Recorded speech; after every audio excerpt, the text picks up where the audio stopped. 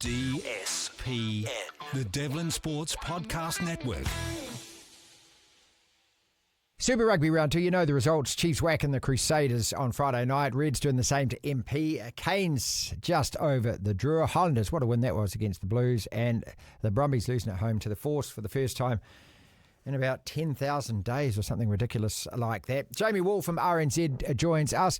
And Jamie, we're not here to bang a drum and be promoters for the competition, but I agree with the article that you wrote on the weekend. Started the show off by saying exactly the same thing. Look, the first round was brilliant. The second round, equally brilliant. Couple of cracking rounds of Super Rugby. What else can you say? Yeah, I mean, it really lived up to the hype. It had a hard act to follow after what was a really good weekend first time up, but I think that, if anything, it improved on it, and it's shown that not only are the teams willing to be playing an entertaining brand of rugby, but the officials are as well. And really, if you're not enjoying the product that Super Rugby's giving at the moment, then I think you probably need to ask yourself what sort of rugby fan you really are, because they can't really be doing much more to get more eyeballs on the screens at the moment. Just some really, really good stuff and some great storylines starting to emerge and some interesting narratives as well. Okay, in terms of defence, if you are a purist, you're probably going to want a bit more of that. I mean, you contrast it, say, with some of what we're seeing in the Six Nations and the European club rugby, but I kind of feel that that'll come throughout the competition. For me, the big bit was about getting a break on both the NRL and the AFL. If you are, sitting there in rugby administrative shoes and you needed to put a product out, especially in Australia, that is going to be compelling, that's going to have exciting ends, it's going to have some drama, it's going to have some upsets. That's what you had to actually put out in front of the public. And so box ticked. Yeah, absolutely. Like I said, I don't know what more they can do. Just on the defence thing, though, we did see a Six Nations game this morning where I think just over 100 points was scored between France and, I guess it was Italy that they were playing. So,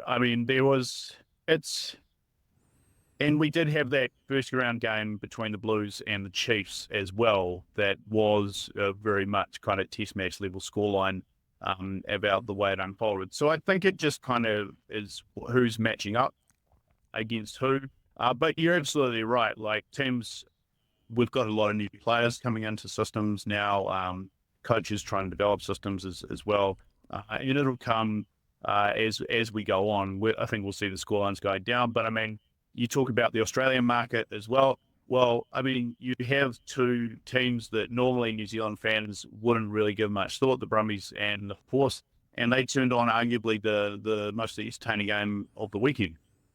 So hopefully it's given Australian fans as well, because, like we talked about the other week, it's a massive time for Australian rugby right now, and it's up to these teams to leverage the amount of attention that the sport is going to be getting because of the Lions Tour and the World Cup coming up as well. So well done to them for playing their part. Yeah, and just on that, I was going to start talking about the Chiefs, but we'll just park that for a second. Mike Cron's influence, when you're down to 13 and you're going to go for the scrum, that's big balls from that Brumbies side. We didn't actually see that from the Blues, who perhaps should have done that against the Highlanders. Yeah, well, and the Brumbies actually had to push in their scrum too. So they were a little bit more innovative than what the Blues did, but it was a really good game, and I think but just because of the nature of the Force and that we don't really pay them much attention, it is worth noting that they have actually loaded up their squad quite a bit this year. They've gotten a Wallaby inside back combination now. They've added Darcy Swain into their locks and Dylan Peach out on the wing. They're all Wallabies that they've brought in. So it's not a massive surprise that they've got off to such a good start. I think they're sitting second on the table right now. I'm just hoping that people can sort of take notice of this so that when they do come over to New Zealand to play against New Zealand teams, it's like, this is going to be a bit of a shootout of a game. Hopefully they can get a reputation kind of like what the Drua have, that they lived up to in their game against Hurricanes and Napier. Yeah, that you are going to get, a hell of a scoreline and, a lot of excitement action on the field. I'll ask Brett McKay all about that shortly. In terms of the best team in the competition, it's the Chiefs. Is there a really big gap now down to whoever is second? feels like it. We're only 2 weeks in, to be fair. I think that what the Chiefs have shown is that they have a lot of depth in their squad, and that Clayton McMillan is very keen to explore that depth, so that when he does get injured, not if, but when those injuries occur, he can call on guys who have already had starts, have already had good minutes at this level to jump in. So much so to the point that he's keeping All Blacks on the bench. And it's working, actually, because if it is part of a sort of wider plan, he's saying that it's just a way of rewarding his guys that have performed in pre-season. I think it's kind of mix of sort of both technically and reward, because we saw Xavier Rowe and Simon Parker start ahead of Samak Finau and Kurtis Ratana. Both had really, really good, all four of those guys had really, really good games. So he's getting the most out of his squad, and I think that's kind of the difference right now. Again, 2 weeks, we've got a long way to go in this thing, but I think that's the difference between them and everyone else. What did that result tell you about the Crusaders, though, who ended up getting swamped by 49 points at the end of that? Yeah, I don't think it's as big a disaster as the scoreline might suggest. It's certainly not back to square one kind of thing for Rob Penny, because there was some good enough stuff in there. I think Taha Kimura is looking like a really important part of that team, not just this season, but for the seasons going forward. It just kind of felt like the stuff that they did against the Hurricanes that worked really well just didn't quite come off in this game. And that if just with a few tweaks here and there, they are going to be back to the Crusaders that we all are familiar with, rather than the version we had last year. So while you were watching the Hurricanes, Drew, I had to watch that later. I was actually at Mount Smart, part of 27,009 people that turned up to watch the A-League derby between AFC and the Knicks. And so the Hurricanes had taken their game on the road to Napier. So first and foremost, that doesn't happen that often these days. Afternoon rugby, taking it to another ground other than one of the big cities. Did that work? Yeah, it did, because that was, I think it was sold out. I think it was about 30,000 for that game in Napier. It's the first time the Hurricanes played in Napier for a while, if I got that right. And they delivered, because it was a really, really good game. It was it was looking like it was going to be a really bad afternoon for Wellington sports, because obviously the Phoenix couldn't get anything going against Auckland FC, and it was looking like the Hurricanes were in for a shock loss against a draw side that not only scored a whole bunch of good tries, they also butchered about 3 as well. And if they'd got a couple of those, then we might be having a different conversation. But I don't think you can take too much out of the game from a Hurricanes perspective, because the draw, who they are, you're going to be in for like a wild, crazy kind of shootout of a match, or it's going to be a complete walkover. There's kind of no in between with those guys. And I think that the most important thing is that Harry Godfrey, like Taha Kimura, is looking like he's going to be like a pretty good long-term solution for them at 10.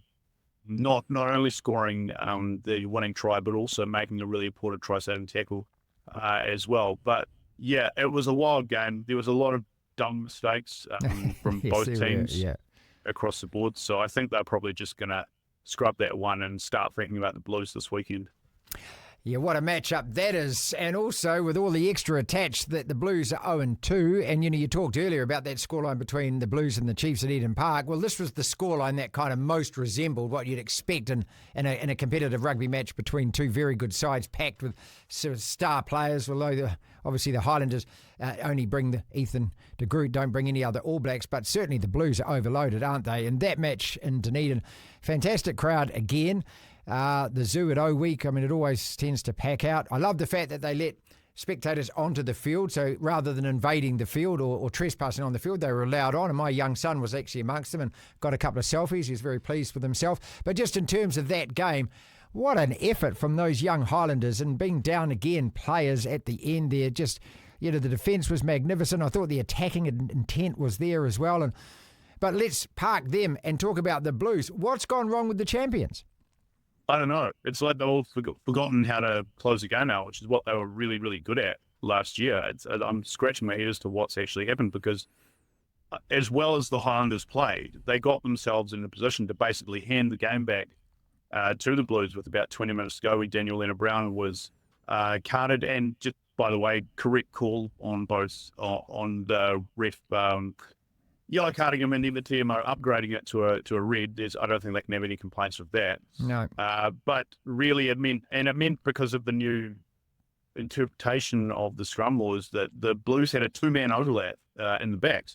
So why they weren't taking a scrum every time they took a penalty is completely why dumbass. they didn't do it the second time? That's the thing. After the first, surely the message came down from upstairs, Jamie, after the first one. What are you guys doing? You got 2 out wide here. Yeah, exactly, and that's what I'm so perplexed about as to why one of the senior All Blacks that they've got on the field, which they've got like 4, or the coaching staff aren't telling them to do the most obvious high percentage play that they possibly can, because all it would have taken was a couple of passes and someone scoring under the posts for them, and they win the game. So yeah, I really don't know what happened there. Just considering how the disparity between leadership experience between the two teams. The Highlanders, though, I mean, what a confidence boost for them. Look, we had Jamie Joseph a couple of weeks ago and asked him about this, about playing the other New Zealand sides. And his answer was that all he could do was get his guys fit, get them prepared for the physical contact and the physical attrition that's going to be in these games. Where do they go from here? Because that says to me that in their mind, surely they must think now, well, there's no one that we can't have a crack at. Well, I think that they're going to be up against it for a little bit because of the circumstances of that game. They lost 3 props. Leonard Brown's going to be suspended.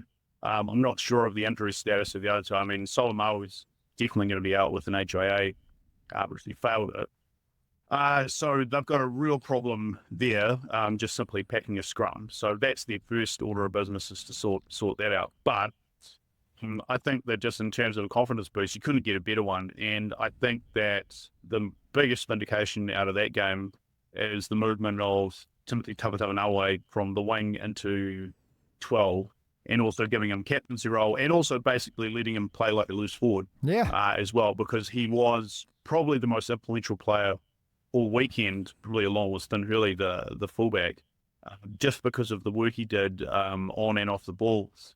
And I think that if they can just sort of base their game plan around this guy who's now all of a sudden become one of the most important players in the comp, then they'll go, all right, they've got Moana this weekend, which is probably pretty good for them because they can go down to the bare bones of their squad and still be confident of a win. But it's not going to be easy for them going forward because they really just can't afford any more injuries or suspensions at all, given how shallow the depth of their squad is. Finn Hurley, isn't it great to see? It's meant to be the game for all shapes and sizes, and I know that you still play when you recover from your injury, of course, you'll still be playing, and that young man absolutely demonstrates that, hey, you don't have to be this big bruising, hulking 100-and-something kilo guy with a fleet of foot like that, the acceleration that he's got. I mean, he made Finlay Christie look like a pudding. I hate to say it, but I don't know what's happened to his game. He just seems to have fallen off a cliff at the moment. But just sheer pace and acceleration, movement. It's great to watch, wasn't it? Yeah, it absolutely was. And I'm personally not that surprised about this because I went and watched their preseason game they had against Moana up here a couple of weeks before the season started, and I remember thinking, like, Moana were really targeting him the whole game, putting kicks down his throat, and he would running the back with absolute fearless intensity. And I remember thinking, like, if they can really utilize this guy the same way that the Springboks do with Curly Arons, Cheslin Colby, there is room in New Zealand rugby for a small little pocket rocket who can fit himself through gaps. The way that Finn Hurley did. And I would say I think he's actually the smallest guy in the whole comp, and he's not even halfback. So it says a lot about, first off, the trust that the coaching staff put in him to start at fullback in a game like that against a team like that. And then secondly, his self-belief to be able to pull off an effort like that included a try that you're already thinking is going to be up for try of the year when it's all said and done. Finally, MP then conceding over 100 points in the first 2 games. I mean, what the hell is that about?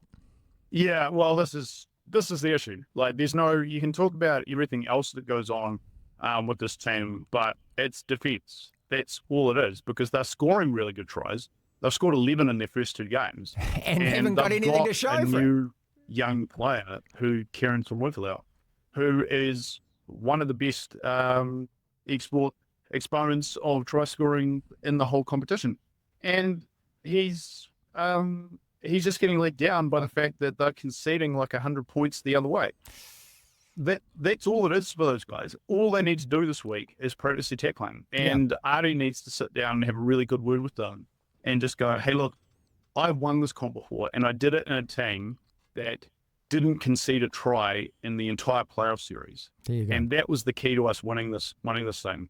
And we need to start having a completely different mindset around defence right now.